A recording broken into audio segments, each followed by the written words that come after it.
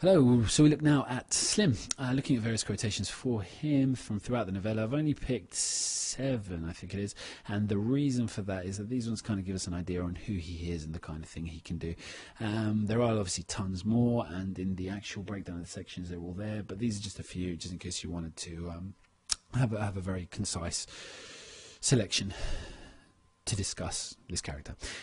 For the first of all, he moves with majesty only achieved by royalty and master craftsman, so that's important because it shows us how high up the social scale he is on the ranch, and also the actual qualities he has and the natural elegance and insight, intellect, everything that he has. He just naturally moves better than everyone else, and you could also say he's very out of sorts on the ranch, but it's a sign of the times that a person like him is still on the ranch simply because this is the only available work that there is. So perhaps before this he was a master trader, something else, but now he's joining the other itinerant workers, and it's showing as well how the economic depression has hit everyone. Although, like I say, we don't have a direct reference to another job that he has.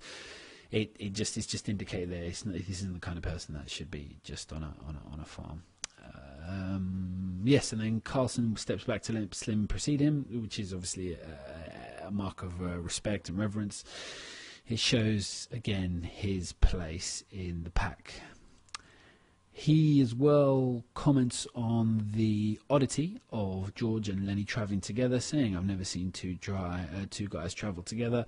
So it highlights to us the uniqueness of George and Lenny's relationship, but it also offers us a question as to whether it's a good thing or not. He doesn't pass comment on and say, "Hey, it's nice you got a friend," or "you shouldn't," but the fact that he just kind of highlights it to the reader, and the idea here being that he is saying, you know, this could end up badly, as obviously it does, because George always has to look after Lenny, etc, etc, etc, and so sometimes it's better for a man, or it could just be easier for a man, to just not make those kind of connections and just have the very base, simple and perhaps animalistic connections that people have, like with the whorehouses, and just by shooting the fat, as it were, with other people who are itinerant workers.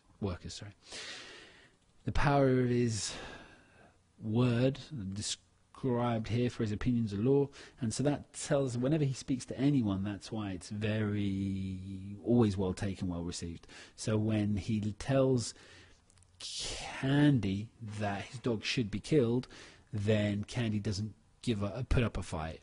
Slight weakness from Candy, but obviously it moreover actually shows that he has the final say on what's going to happen, what's not going to happen. And so at the end, when we actually find him saying "you had to, George," that kind of sums that up for us little as well. And as well, when he actually tells Curly about his hand, tells Curly about his hand that he's not going to say anything, it's really striking that Curly just kind of takes it and obviously whimpers. First of all, he doesn't want to say that he's been beaten up, but moreover, it just echoes for us how much Slim's opinions are respected, taken, and adhered to. Here we have an idea of responsibility, where he actually says to Curly, you know, "I'm getting goddamn sick of it. If you can't look after your goddamn wife, what do you expect me to do about it?" So it's talking in some ways about, if you do have a connection at this time, then you have to look after it yourself. Now, obviously, with Curly, we've got a rather poor version of a man, so we know he's not really going to do it. But the lesson that's to be taken from it is about responsibility for the things that are, you know, close to you and obviously care for you. Because he says, "Look after your own goddamn wife." He doesn't simply say, "Keep an eye on." He doesn't say, you know, just, well, tell her not to, etc. It's a reference to you satisfying that person and obviously giving that person what they deserve, what they need.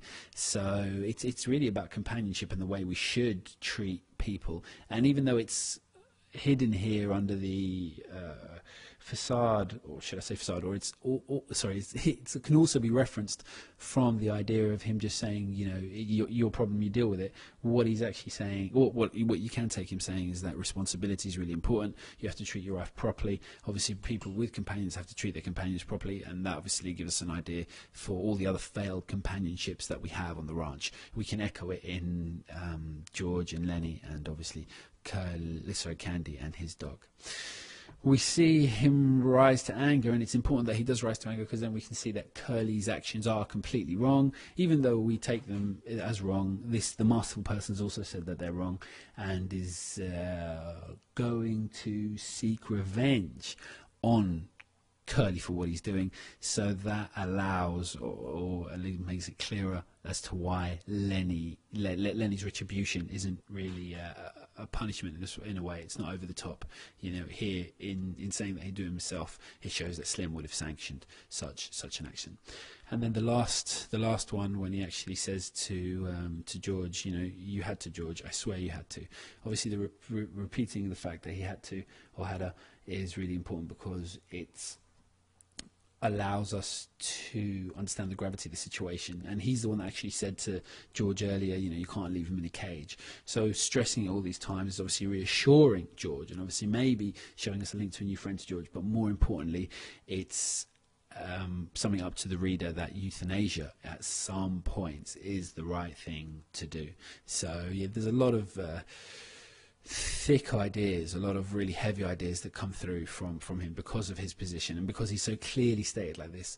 It's really to be taken quite reverentially. We really have to think about what every word that Slim says a lot, because it's given such weight, as opposed to someone like Wit on the other end of the scale, who hasn't said anything of importance. So when you are looking at Slim, really analyse everything he says and everything said about him as closely as you can, because he's kind of the overarching figure of right and wrong in the novella.